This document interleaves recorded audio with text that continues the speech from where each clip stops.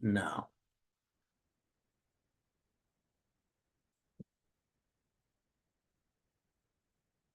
Hello, everyone. My name is Michael Gibson, and we're live here today with everyone out in YouTube land. I tell you, norm therapy is probably the best thing I've ever done in my life. We actually have created not only a protocol, but a service and a therapy over the past 3 decades. And we've helped people all around the world. Our testimonials are so vast. If you go to our website and you'll just hear testimonies. I think if it's your first time, it'll just pop up, nothing but testimonies. And from not only the point of view of the norm therapists who have been trained by our organization, but also the victims and survivors. We have literally hundreds, if not thousands, of testimonials in various parts of our organization for varying degrees of services, as well as help that we've provided. Norm therapy is a revolutionary service. It helps you to deal with the things that did happen and stop defending the things that didn't. It's a very powerful message to our soul that how can you ever know you're normal if you've never been normal? And a lot of you out there have not been. You've been victimized and deconstructed somewhat over the years through manipulation, narcissism, sociopathy, and the like. We're here to help. The number one underlying theme with all abuses around the world, no matter what the abuse is, the underlying theme is fear. Fear permeates every aspect of the life of the victim or survivor. And what we teach is how to not only control that fear, but also overcome it and use it as a weapon. Not a weapon to hurt anyone, just a weapon to protect yourself. And we'll talk more about that in our future episodes. At any rate, today we have a very good friend of mine. I've known Eric almost 35 years or more. Just an amazing human being. He goes by E. Walter Smith. I just slipped up and said, Eric, I know you heard me. But E is like probably one of the nicest humanitarians, singer-songwriter, friends, he's a great orator. He has some wonderful podcasts and people that he deals with around the world all the time. He's a great singing voice. You'll hear it on the episode. I'd like to introduce him.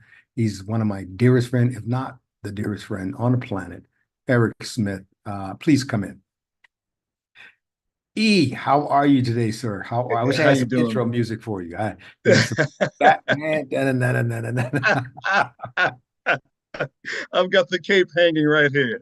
There you go. There you go. I tell you, we have been through up and down and left and right and back. Man. Why don't you tell our audience out there, what do you actually remember about us getting together the first time and being in meetings and being what happened? Let's just be raw today. It's okay. Straight, candid, and so Jack the Rapper music convention, 1980s something, late 80s. Mm-hmm. I'm walking into this convention with Bobby Massey, the brother that founded the OJs, one of the oldest, most successful groups in music. So yeah. I'm with Bobby Massey, Jack the Rapper. Come on, E, let's go. Fine. So he introduces me to this guy, Jimmy Ville. E, this is my boy Jimmy Ville. You know, he's concert promoter of life, and he put the J's on, put Michael on, you know, yada yada yada. And you know, Jimmy was like, well, you know, good to meet you, E. This is my boy Mike. I'm like, how you doing, Mike? And Mike kind of looked at me like, you know, what's up, man? It was a, two bulls, right, two bulls in the middle of a hotel lobby. And I'm like, well, you know, if you're feeling froggy, bro, jump or whatever, whatever. And you kind of looked at me like, you really don't know who I am. And it's good. It's cool because, you know, I've been trained to deal with cats like you. And me having not been trained to deal with cats like you, you know, I felt a tap on my shoulder. I felt a whisper in my ear. I felt that still small voice.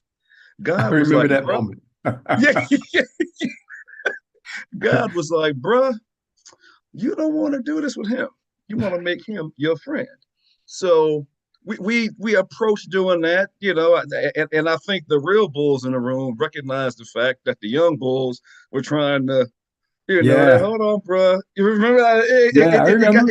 It was very weird, but very cool to watch old school kind of Tame the new school. manage. Right, right. Yeah. Exactly. And then, interestingly enough, like 2 or 3 weeks later, you had an office in downtown. I think it was in Midtown or in one of the office buildings, and you Yeah, I said, opened up an office down in on Peachtree on 14th and "Yeah, 15th, 16th and Peachtree, somewhere right, down there. right, Yeah, because I had to exactly, have a place to come back to when I was going back and forth from the military. Dang, exactly, that's right. I remember. exactly." I forgot all about that office. Yeah, But go yeah, ahead. yeah. So you said, "E, come on, I want to share something with you." And, and this was the funny moment. So we're like in the lobby or in the office or whatever it was, and we start talking, and you stopped me. You said, "Bro, let me tell you just a little bit about myself." And I'm going to just start in saying that normally I would have killed somebody like you. I'm like, what? You go, yeah, I've done this and this and been this for this and yada, Delta, Ranger, Claude, jumped out of hell. I'm like, really? And then I was like, I think I asked you, well, why didn't you? And you basically said something to the effect of that in your life you've had experiences where the folks that you meet, what is it? That I least liked. Right in the beginning, right, Mhm. were those that you ultimately got real cool with, Yeah, I and mean the ones I bull with and choke right up face to face. Those are the most of the people who don't know. I was former special forces, and I don't say much about that online because I don't do the war story thing. But being at the time stationed in Central America, and that was the hottest time of back in especially the early '80s and mid '80s was the hottest time down there. I was in all of those hot spots at some point or another. Anyway, but we were having a conversation. I said, bro, I would normally do some damage, you're but I right, like because you had courage. You were like standing your ground. I don't think you were the fighter. You were the lover. right. I mean, and that was the thing. And what's interesting about that is that is indeed, who I am. I am indeed a lover, not a fighter. Comma, however, don't let the suits and the curly hair and all that, don't let Don't that let it fool fool you. you. Don't let it fool You're you. still But from Sugar Heights, right? listen, and although from Shaker Heights, I was all American hoops, so I played all over. Yeah. So Yeah. don't Don't sleep. eh, Don't sleep. yeah, exactly, Now we're exactly. old So heads and we're yeah, here now sharing wisdom. What's exactly. one of the most powerful messages about you and where you're going and are in life? What is one of the most powerful messages you want to share with our audience about you? That's a very interesting question, and interestingly enough, had you asked me that roughly, had you asked me that maybe December 6th, 2022, my response would have been one thing. However, December 2nd, 2022, my dad died. I'm sorry to hear that, bro. And I also found out that later on that day, my mentor died. One of my mentors died on the Wow. same day. Sorry to hear that. And so I was forced, and then at 8 o'clock that night, I had to do a radio show interview that was scheduled 30 days prior and would not have been able to happen for like another 90 days. So it was one of those things where I had to get it together quickly. And in realizing that, two of my best cats left me on the same day. What do you do with that? Well, you got two options. One, you just come completely apart and your life becomes a mess, or you embrace the idea, hmm, I guess I'm ready. I guess it's my time. Yes. And so I went on. and did the interview. It went really well. And then what I ultimately did, man, was I developed a virtual board of advisors. And what I mean by that, these are, you go to YouTube University and you just pick the best of the best that resonates with you, and they become your virtual board of advisors. And so for me, it was Dr. George Frazier, it was Dr. Dennis Kimbrough, it was Les Brown, it became Myron Golden, it Mhm. became um, Tony Robbins, The who's and who. you're right, exactly, the who's who. And Mhm. also, once you get locked into the algorithm, other people come across your feed as well, and they, their words and thoughts and inspirations, what have you, kind of pepper in. And so ultimately, what that does, that was a long way to get to answer your question. What I see what you that choking up does, just a little bit there. Just a little bit. Come on now. But go ahead. Go ahead. Take the long route. We got time. and so ultimately, what that does, things that my dad said back in the day, like think, then became what another great cat, brother named Jawar, says. It went from just think to think, plan, and execute. Things like my grandfather used to always say, sometimes you have to stoop to conquer, became, understanding like gravitropic theory and phototropic theory, how trees grow, how the roots grow Mhm. first, and have to go through muck and mire and dirt and coal and press through to create that foundation so that the same kind of root structure becomes the branches above the ground, and it blossoms, and the world typically doesn't see what happens underground. They just enjoy the beauty, and the branches just wave and sway That and whole slow and tip of the iceberg thing. Yeah, exactly. absolutely. Exactly. So there is no like one thing that is my uh proverbial battle cry. It's a combination of just the experiences that I got as a youth, combined with, what I get, fed, if you will, by these virtual board of advisors. Because I give them, everybody gets about, anywhere between 45 minutes to an hour a day, where I just, what I feel like you're listening to today. And, and that does an amazing job in keeping me focused.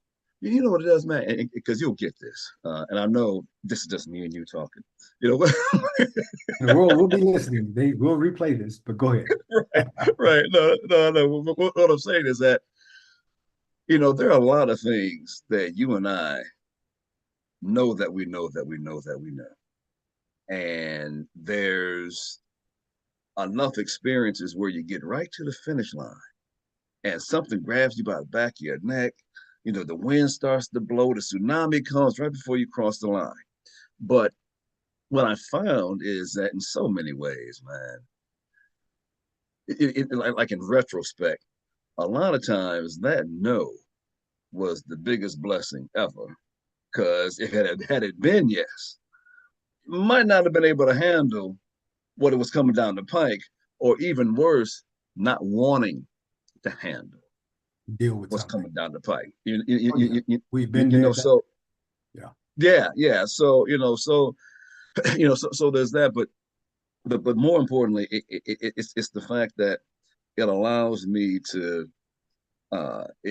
Oftentimes, it's confirming that I'm on the right path. I'm finding that, particularly with technology and AI and all those other kind of things, that I've just been ahead of the curve. And now I've got such a catalog of music. How many business plans have you written, bro? You know what I Oh, mean? Oh my God. read and written both. Oh my I God, mean, maybe I mean, thousands and thousands. it's like somebody was talking to me about QSIP numbers and insurance wraps. I said, listen, I've got at least 30 hefty bags full of thermal fax paper from back in the day, PGBs, just all of that, man. All And, that and so garbage. Exactly. But what it does, it's prepared me for some of these other conversations I'm having now. I'm now in some of these rooms where, people are looking at me like, you know about that? I say, yeah, I know enough to know that I'm walking out of this room because y'all crazy. Yeah, they do they will get hook, line, and sinker. Uh, you Yeah, know, about arbitrary financial right. transactions that have nothing to Exactly. do with reality, and people Exactly. get roped in there. Right. It's like cognitive dissonance along or yeah, cognitive dissonance and cognitive bias working together Right. to Right. fool them into being that stupid. Right. You can fix dumb. It's okay because we can educate dumb, but you can't fix stupid. So Right. you have to like Right. sometimes back Exactly. up and go, this is stupid, and it'll Right. hurt you. We've Right. been there. We've been there. I know Yeah. you have in your lifetime. I've Yeah. watched Yeah. you build some tremendous stuff, and then just to back off from it, I've done the same thing. Yeah. Uh, Absolutely. or somebody will derail you. Here's something I want to ask you because you deal with a lot of black people, and I mean real black people, cool black people. Blackity black. Yeah, Somebody called me. blackity black, Someone but said cool black. blackity black. Right. Right. Cool. But I know you deal with white people and everybody Yeah. else too. That's right. That's right. When it comes to black people, and I need to put this out, Wow. what's been my experience over the years? Like a friend like you, being a brother that you are, and we've known each other since dirt in the industry. Right. Right. Um, I can trust you. I love you like a brother. I And understand you. I can support you. And if you call me and you want me to show up with a whatever on my shoulder to take right. care of something, I'll show up. I'm that Right. guy. I'll just show Right. up and be there for my friend. Right. Why is it that most black people don't do this with each other? What is that? Is that the field nigga, house nigga thing? What is it? So there are a few things at play. And to really delve deep into that, you've got to kind of qualify that question, put the answer, put context to what inspired the question, and Mhm. get kind of specific as to, at the end of the day, which black folks are you talking about? Did, Exactly. And that's did, what did, the did, problem. I'm you right follow there. what I'm saying? Yeah, yeah. Absolutely. Because there are, as I had said earlier, so yes, I'm from Ohio. Yes, and to kind of even break that down, I'm from Ohio. Ohio is North Coast. It ain't Midwest. It ain't East Coast. It's North Coast. So that's one. Two, I'm from Cleveland. Yes. Three, specifically Shaker Heights. Four, but All American hoops, meaning that I played in Cleveland, I played in Chicago, I played in Pennsylvania, I played Mhm. in Baltimore, I played in California. So You dealt with a so wide crossover. right, right. Coupled with and I've got to say this, while at Shaker, I spent 2 years at St. Ignatius, which is a Jesuit high school in Oh, wait. 1977, right, on the west side of Cleveland, across the river, in an area that was primarily Latina, but nevertheless, the school was primarily white Catholic from the west side, Irish, Italian, German, Slovakian, uh, Croatian, etc. White So Anglo-Saxon Protestants. yeah, That's what. yeah. So and when at Shaker, we were one of 12 black families there. The balance was like, Jewish and Caucasian. Right. Well, mainstream, European, right, mainstream America. right, right, right, right, right. So I've had the opportunity to see a whole lot of black folks in a whole lot of different environments, dealing with things based on experiences that they had that were very diverse. And so my scope on my vision on that comes from a 61-year-old brother that grew up in the 70s, the week that desegregation started, going to a white not private Catholic Oh, school, another high game. school. Right. So a whole lot is going on there. So I give that background so that my answer Sure, go ahead. will, have some context. So It resonates. I knew yeah, where you were going already because I yeah, couldn't gotcha. ask you a question. Go Yeah. ahead, please. So in that, you've got some black folks that watch other black folks progress. And in that community, in our community, just like in many other communities, you got haters that, will sabotage, get up early to sabotage somebody on the just because tip. Get You've got scientific. the right, exactly, exactly, exactly. Exactly. You got that, and then you also have the folks that they won't sabotage you, but they sure won't open the door for you because they figure that they are there, they don't know you, and the possibility of you jeopardizing their reputation and compromising their credibility, they're not going to throw the dice on you. And in many respects, can't blame them for that. But at the same time, that tunnel vision, that inability to be open and to give and make a difference and be a Myopathy. pathway to say again, That myopathy. right. Mhm.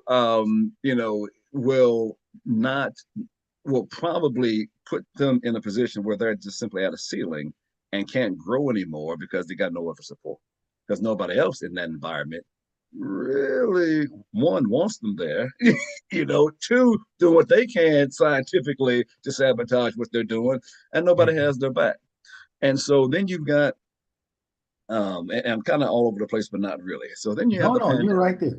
I'm Yeah, good. yeah. I think you're So making all the right points. all right. So then you have the pandemic.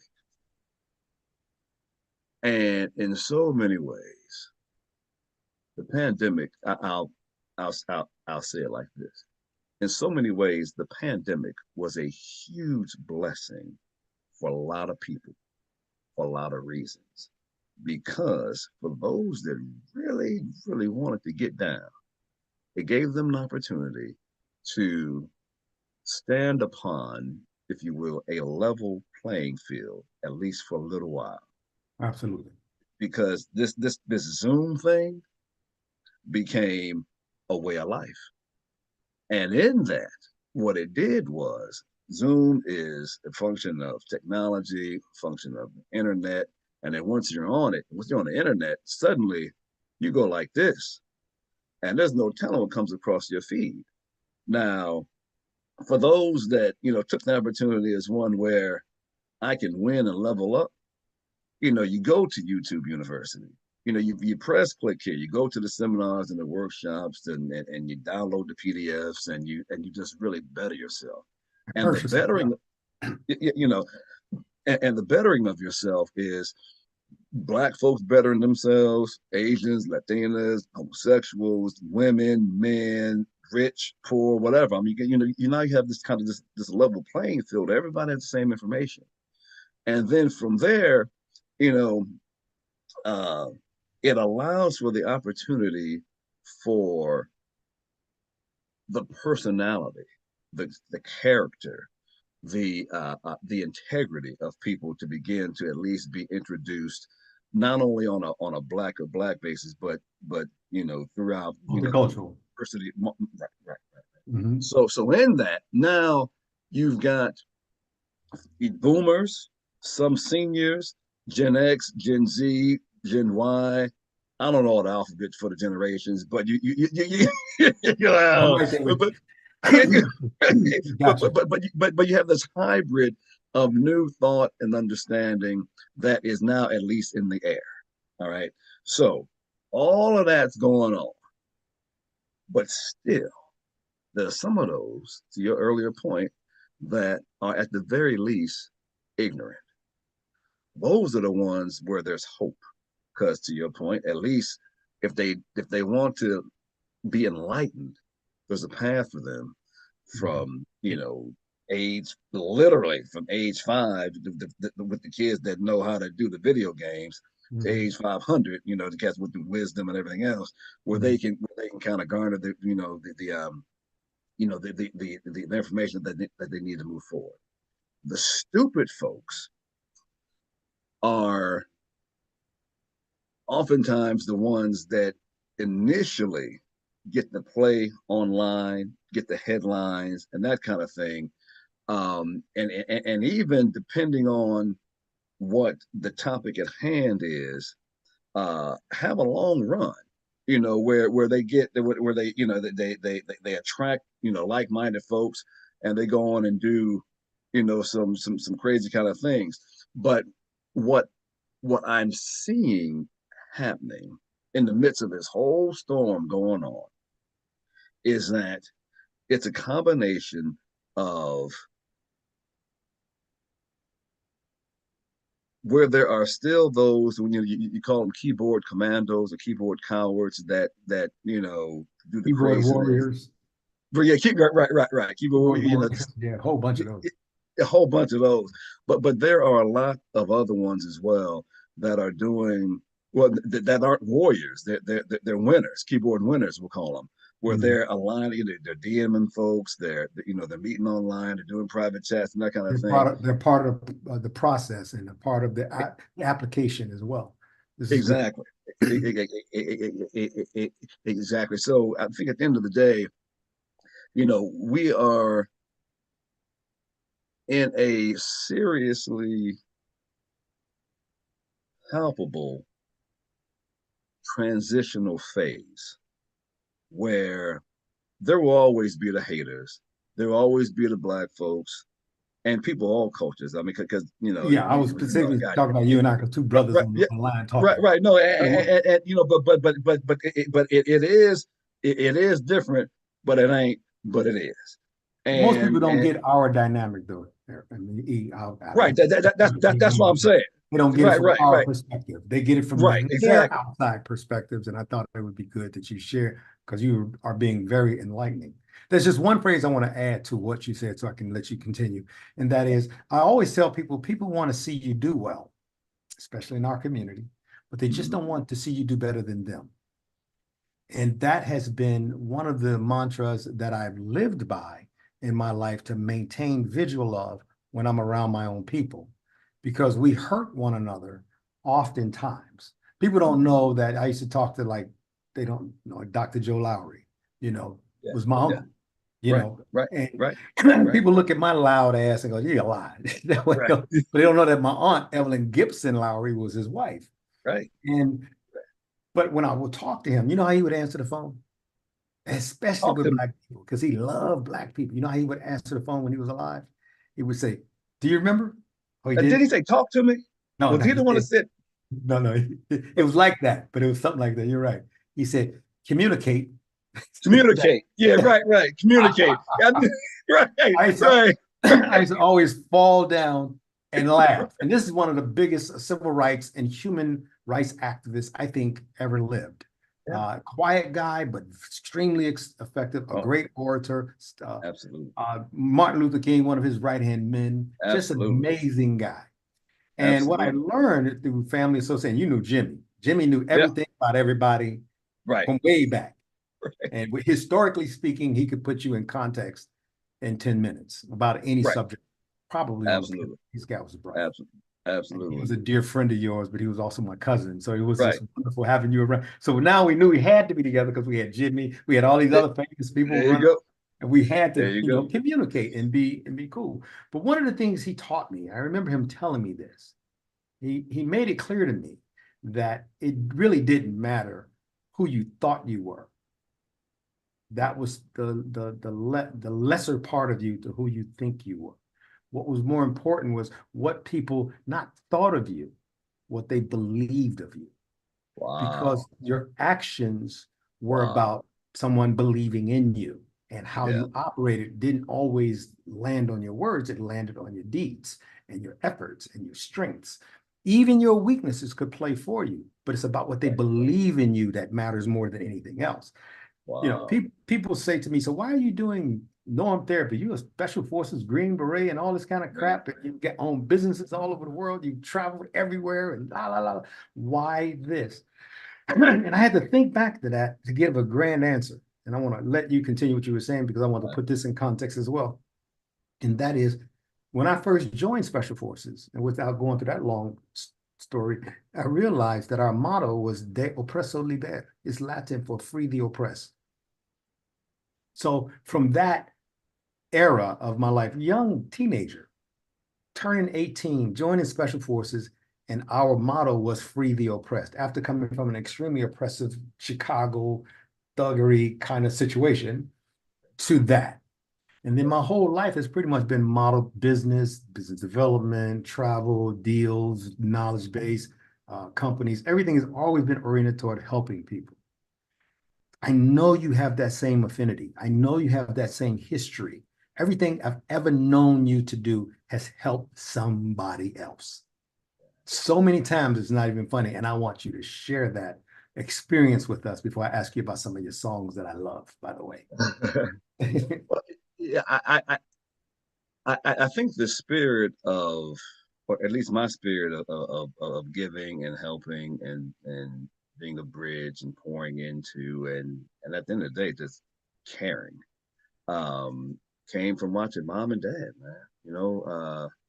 Mom mom was a Delta.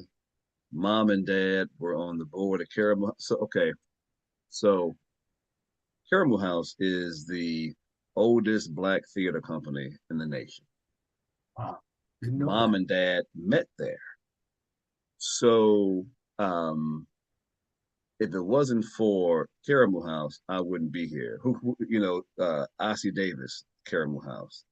Um, the, the, the, um, the brother that plays the head surgeon on Grey's Anatomy, Caramel House. Ossie Davis's wife, Ruby D, Ruby Davis. Caramel House. Ruby D, yeah. Yeah. I mean, these are the folks that Caramel House, some of the people that Caramel House produced.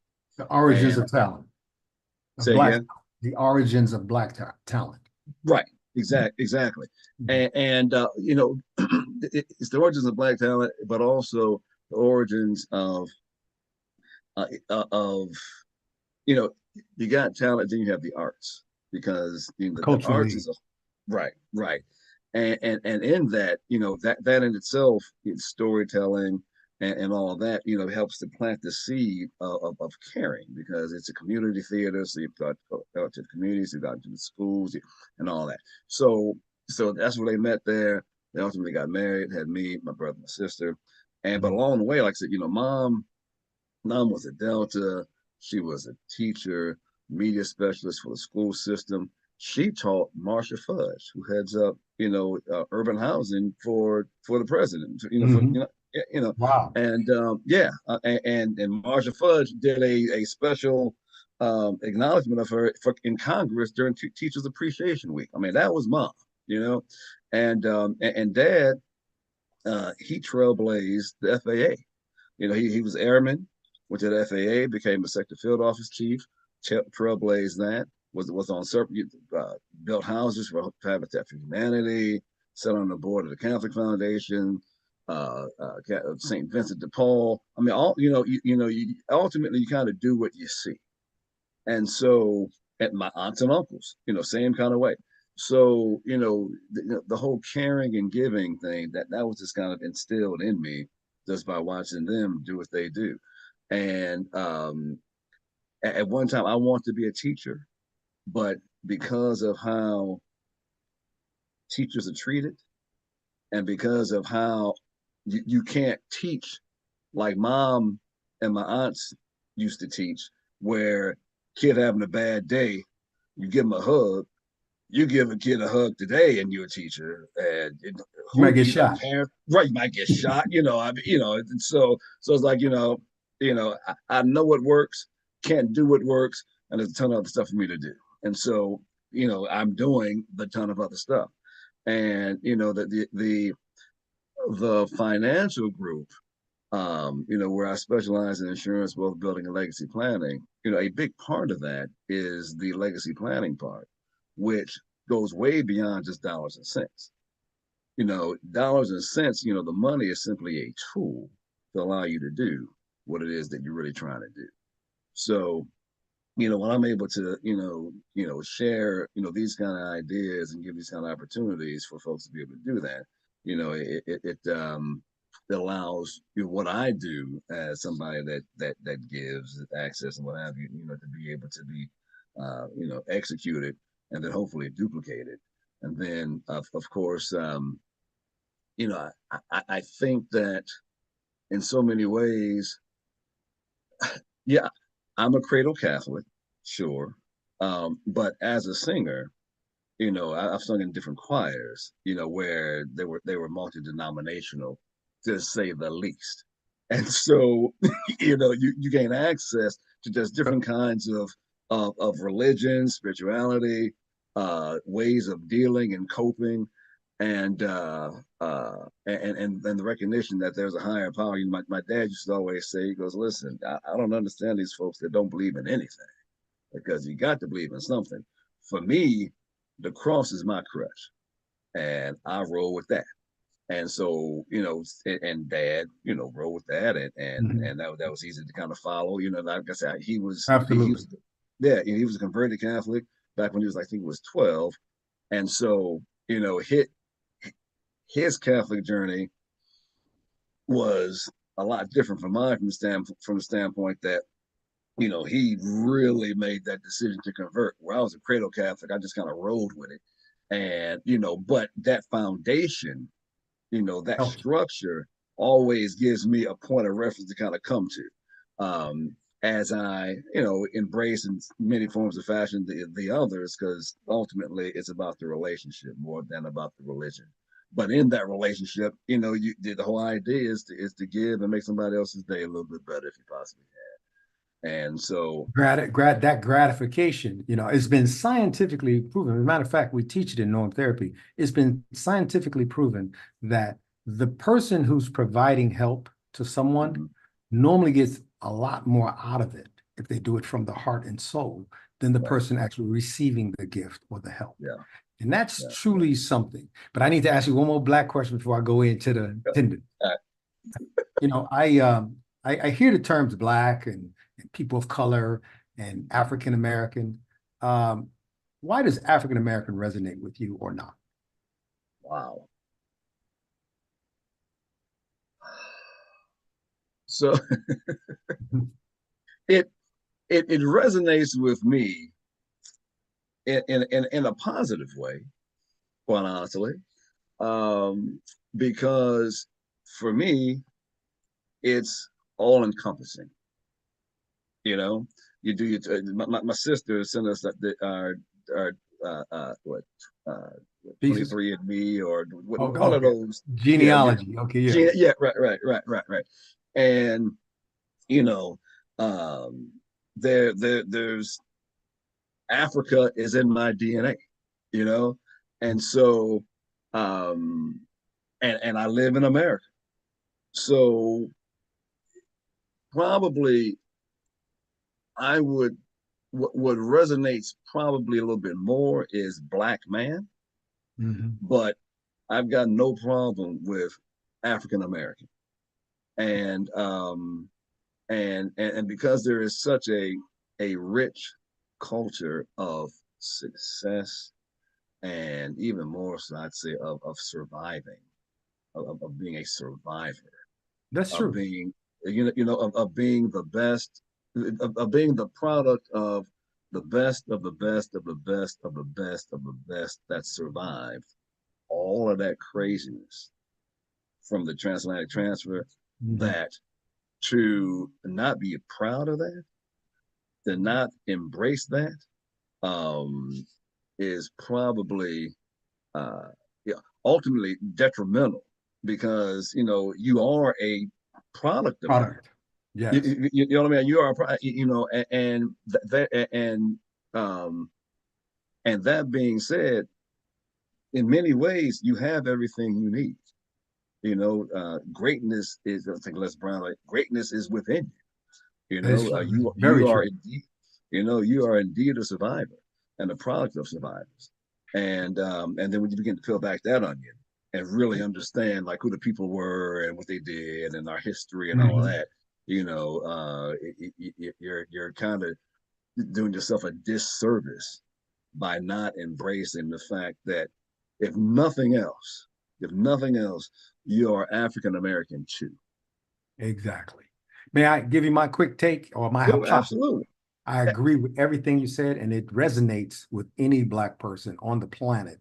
Why African American is a great, I think it's a very useful and great Mm-hmm. term, especially when you compare it, not the people, but the term to other terms. Every culture in the United States proceeds with Indian American, Mm-hmm. Irish American, Italian Right. American, Jewish American, on and on and on. Every single culture in the United States, be they segregated or integrated, begins with the country of origin or the proximity of origin, and then the culture. With the exception of Black people, because for quite some time it was on purpose that we were called Negroes and Blacks and not of African descent. Like during the time Irish Americans were in the barrel in the 1920s and teens, they were considered like the NIGGERs of that day. And when it came to white people, and the Italians had their turn in the Right. barrel, and everybody had their Right. turn in the barrel to go through the ghettos, that which is a Right. German Jewish term, to Right. live in all these different places and be a part of that historical understanding of the path we were on. The only problem with African Americans, I would say, was that we never had a chance to be in the barrel. We were just not, we were excluded from the barrel, so we weren't yet considered as a part Mm-hmm. of the diaspora of the country Wow. Wow. because we didn't have a name. We didn't have a culture. We were Black people. We were disjointed. We Yeah. were split up at birth. You know, sisters and brothers were separated, some to Mississippi, some to North Carolina, some to Chicago, and on and on and on. So African American to me means that it denotes a sense of economic, cultural, and historical parity to the other Mm-hmm. cultures. It Yeah. immediately says that I belong to a group of people that we have a rich history, a lot of Mm-hmm. inventors, a lot of very famous people, the top of the game of golf, Tiger Woods, what? Yeah. Yeah. Yeah. Golf? Yeah. I'm Exactly. waiting on hockey though. I'm really waiting on hockey. But Listen, Indy. hockey was invented by Black folks in Canada. That's how You're hockey was right. I invented. do remember that story. Yeah. You're right. That Yeah. is true. Yeah. So, but the white boy took it to a whole nother level. I mean, You know, when you have a budget, yeah. when you have a budget and Okay. Now, access, economic you know. parity. That's what I was Mhm. saying. And so when it denotes the sense of economic parity, it gives people that understanding that I can participate. And then I want to say this last thing because I need to hear about your music. And Gotcha. that is when, I heard once that a president or some politician were driving by a neighborhood and said, why couldn't this person, why do these people just pull themselves up by the bootstrap and do Oh, better? These ghettos. And what they don't know is before, when you were a kid and I were a kid, I right, was telling somebody this yesterday. Everybody wore suits and ties. The that men part. you saw had suits and ties. They were dressed. They were, I don't care if they were a porter at the train station, if they shoveled garbage. They would put on their suit and tie and come home to their family like somebody. They would go to their butcher shops in Right, their neighborhoods, and they would go to their insurance companies and their insurance brokers and their banks, and they would become that African American entity that they should have been denoted as in the first place during that time. But they weren't, because we were still, of course, like Dr. Joe Lowry, Dr. Martin Luther King, and so forth, was still fighting for civil rights. And these young cats today, they think that civil rights is a thing of what was that? They don't even right, know what that is right, compared to right, what happened. So then all of a sudden, we got what we asked for, desegregation.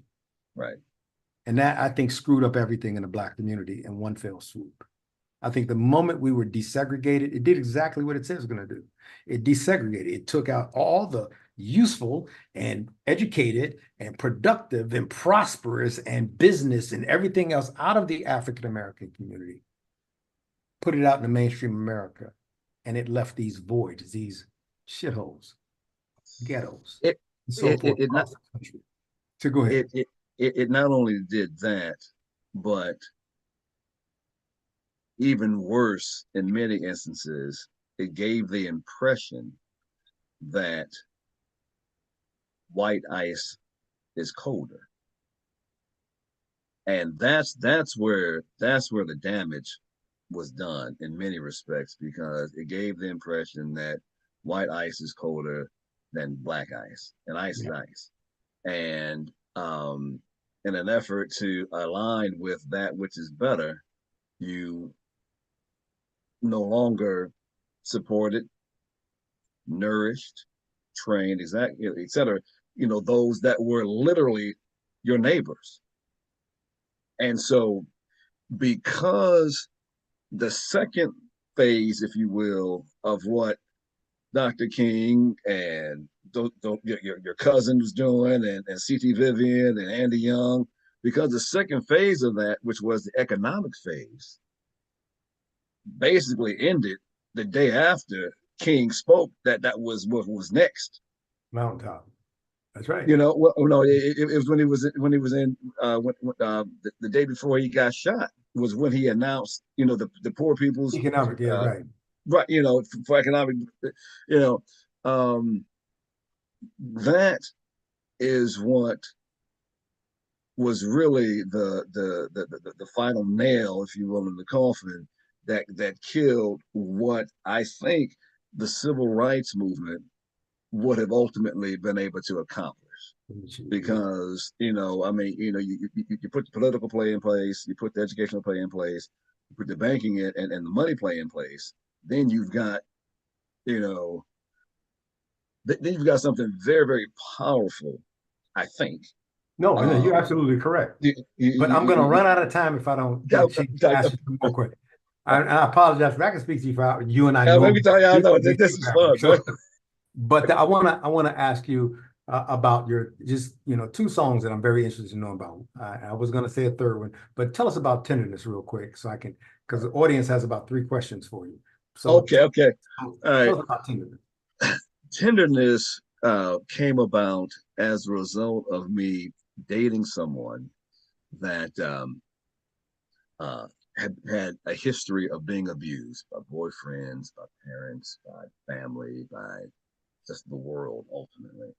And I had no knowledge of anybody that had been in that position before. So we met at a party. It was a salsa party. She was You know how you dancing. roll. Yeah. I mean, it was wonderful. So I'm like, listen, let's hook up. So we hook up. We go to a festival. Then after the festival, we went to dinner, and she tells me, like, listen, this relationship's not going to work. I'm like, why not? And she's like, well, because I've been abused. I'm like, okay, well, I'm not an abuser. Ain't got to worry about that, baby. I got it. Let's try to make this happen. And she's tearing up and everything. I'm like, no, seriously, I don't, but what made you think that I would, even abuse you? And she's like, because everybody else does, and I know that sooner or later you will. I'm like, listen, you ain't got to worry about that. And making a long story short, what ultimately happened was that, she was never able to really, the Flourish. chorus of abuse and self-hate, and I wouldn't say self-hate, but just not the ability to believe. Self-abuse. So, Self-abuse is what yeah, it normally yeah, translates. yeah. I mean, it just ultimately sabotaged the relationship. And then that, on top of the fact that just relationships are relationships, just it didn't work out. But the bigger picture is that I found out, just in talking to other friends, that abuse and is prevalent, like in my circles, in everybody's circles. It's 1 out of 3 women, it's 1 out of 7 guys, and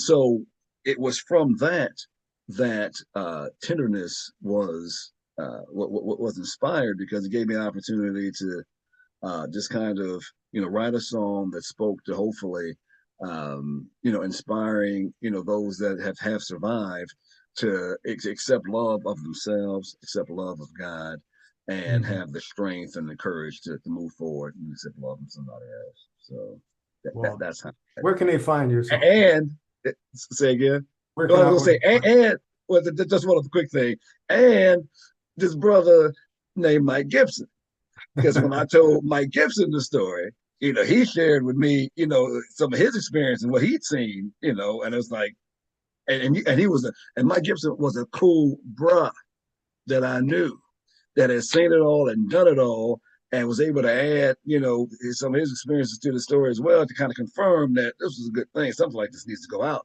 from a bruh. Yeah.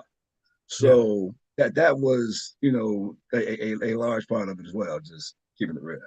I'm loving it, brother. I really am. Thank you. Yeah, you and I talk all it. People don't know when we talk, we get real deep, but we Right. know each other, so it's okay. There's no love lost ever. That's a good Ever. thing. Not a lot of Yeah. people say that. What about okay, I do need to ask you. You wrote the song Spooning. What is that Own about? it. Yeah. Man. So bro named Mike Gibson. I'm, I'm on the phone with a brother named Mike Gibson. He goes, yeah, man, we hanging out. I said, we hanging out spooning. I'm like, what? He said, we, sitting up here spooning. Now, what the hell are you talking about? Spooning. Like, you guys sitting in front of you.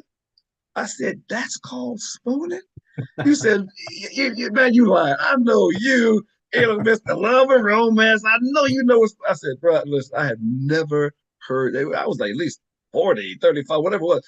I had never heard that term before. I'd done it plenty times, but had just didn't know it had a name. My boy Jimmy, he would call it running it down. So we just kind of running it down. That was like his line, but I know. So in any event, uh, after that, because in fact you said we're sitting, we're just sitting here on the couch watching TV spooning. Those are like your exact lines, and that's why in the chorus, sitting back in my one of the lines of the song is sitting in my room with the TV spooning. Because that was what inspired the song, and interestingly enough, that too is like just a timeless song that I've got. That there's we have a new Black Wall Street here in Atlanta, and on Friday nights they do a variety show, and uh, and I did that song about 2 weeks ago, and about 3 weeks ago now, and I showed up the other day, and the DJ was like, "Listen, I added that to my playlist. The lyric video was hot. I mean, that song is just like so perfect because it speaks to the couples that home for a Friday night or whatever night. They don't want to go out. They just want to sit back at the crib, have some drinks, some coffee, some teas, pizza, whatever it is, just hang out, and it's all Absolutely. good. Yeah. That, So yeah, so that's a great that's memory. Thank you. If my inspiration made any difference. yeah, It yeah. is a great song. So I'm going to ask you some questions from the audience, if that's okay. I wish Okay. I could have gotten more into your entertainment part, but go to ewaltersmith.com and you can find out everything. Absolutely. ewaltersmith.com. Question from the audience. If you have a mentor, but still want to learn from others to advance your chosen path, what advice would you give? Absolutely learn for others. A mentor, the right mentor, is one that wants to find out what else you've learned from somebody else, so he or she can get better as well. A mentor is probably more than anything that person that got there first or got there at the time when you needed to meet him or her. But the only reason that he or she should be a mentor for you is because you also bring something to him or her that will help to enhance their lives. Like Mike had said earlier, so many times you get so much more from giving than you do from receiving. And although you would be giving to the mentor something that he or she might not have known at that time, it was because of his or her gift to you of just giving access to what to them.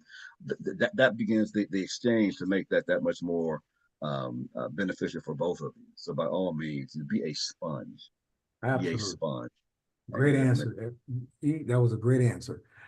I want to get through these. I don't want to run out of time when you got about it's six fine. minutes, but I'm going to ask you what inspired you to become a singer-songwriter and then expand into the insurance industry? So when I was 10 years old, I sounded just like this. And 10 years old, sounding just like this in Shaker Heights, Ohio, wasn't a cool thing because I was the black boy in the class, and we're singing the Beatles, and there's just no vibe there. So it went from my music teacher saying just mouth the words. These days we say lip sync, but back then in 74 two, it was like just mouth the words. So I picked up the bass guitar and started playing bass for a rock and roll band. Then when I turned, and too, like I said earlier, your mom and dad met a caramel house, so there was music all over it all the time. My grandfather was a tap dancer, and he opened for everybody from Nat Cole to Count Basie to Duke Ellington when they came to town. So the whole music thing was my dad was the original founder of the Dell Vikings. So it was all there. It was just that I was the only baritone bass, and there was no, and it wasn't promoted. Because dad was like, your grandfather did that. I left the Dell Vikings because, I wanted to do this. So there was no real push for it. I turned 18, April 1981. I'm at the corner of Alderside and Sutherland, back home, top down, playing 1490 WJMO, and a song, One of the Million, came on. I'm like, wait a minute, hold on. I can sing with this cat here. And that was really when Larry Graham came out with One in a Million. That is what kind of started my vocal career. I was playing bass, I had great range, I did background vocals, but not lead. So that's what started the vocal career. And then when I moved to Atlanta, long story short, I got with New York Life. And while at New York Life, they asked me what my 5-year plan was, and I said to go on tour like Paul McCartney, have 8 tour buses and blah blah blah blah. And it just kind of evolved to the point where now I've been able to blend both music and money, if you will, together with the Say Goodbye with a Smile campaign, with my podcast, The Talk, where I use my song "Little Girl," which is a father-daughter song, as a theme song to talk to successful fathers and daughters about when they have the talk about insurance, wealth building, and legacy planning. So I've just kind of utilized technology and access and just what's kind of cool now to give a spoonful of sugar to help the idea of financial literacy and legacy kind of move forward. So You fuse it all together on a single path. That's a good thing. yeah. I like that. I always like to hear that story. And before this is your last question, so what are you most proud of in your accomplishments, and what legacy do you want to leave behind, or what do you want others to know you for? Wow. What was the first part of that? What are you most proud of your Gotcha. accomplishments? And what do you want to be remembered for? Yeah. Quite honestly, I'm proud about the fact that I've not stopped. And I get asked that enough where at the end of the day, I'm proud about the fact that I'm not done. I'm proud about the fact that I've lived long enough to enter into what Dr. George Fraser says is the most productive decade of my life between the ages of 60 and 70. And that 14 months in, I got a pretty good foundation to indeed make this the most productive decade of my life. There are a lot of little accomplishments along the way that kind of have built the foundation for what's coming next. I'm proud about this fact that the best is yet to come. The things that the kind of legacy that I want to leave, because I've not sired any kids. A big part of my legacy, honestly, is the music, because the kind of music that I write is music that tells stories, is music that is timeless, is music that will hopefully, inspire. My music ultimately is about love and romance. My music has happy endings. My music, provides a way for, as Lionel Richie would say, you could be the hardest hip hop head. You could be gay, black, white, paid, broke, whatever it is. At some point, you're gonna fall in love and go to ewaltersmith.com and press play. And I continue to just create stuff that will help to maintain and enhance those kind of relationships. And then just the life that I lead, I hope is one that you know I do a lot of texting conversation with my family, because I know that oftentimes you don't do, the people that are closest to you that you're related to, you don't have a lot of history with them. So, when they ask about, Uncle E, well, Uncle E sent me this and he believed in this, that he did this show and he's going to see, and they'll see this show, because I can't wait to send this to them because this is crazy, man. I mean, we Yeah, feeling a lot bro. of stuff, I mean, this is amazing. You and I can talk forever, but we're at that Exactly. witching hour, and I have to have some couple closing remarks. But if you can hold 1 second, I just want to share with Absolutely. our audience. If you enjoyed or got something out of today's session and this interview with E. Walter Smith, please show your support by sharing this video, subscribing to our channel, liking it, and of course, making a comment. Please go to goarrow.org and normtherapy.com to explore opportunities and seek help for yourself or someone needing our services. If you're interested in planning to participate in our live sessions as a guest, please let us know. Also, as a victim or survivor, if you need our help, please email us at contact@normtherapy.com or dial one of the emergency or direct numbers on our website.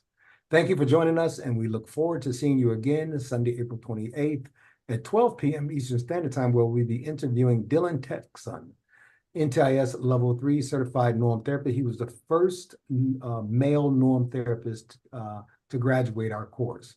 So plus he also graduated on a graduate. It'll be great to talk with him.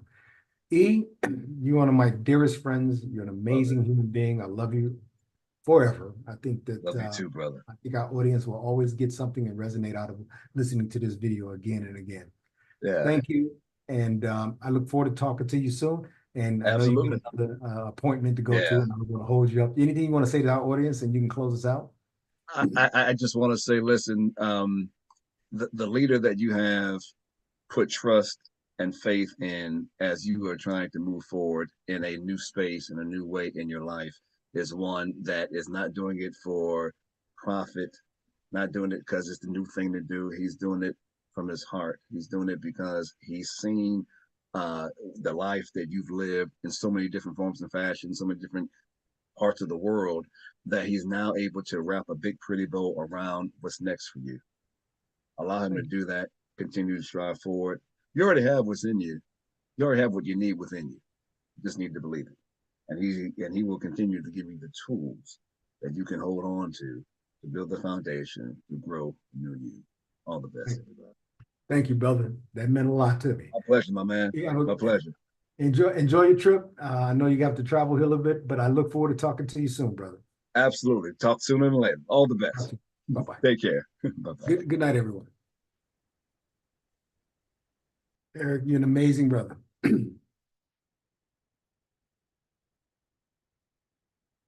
Okay.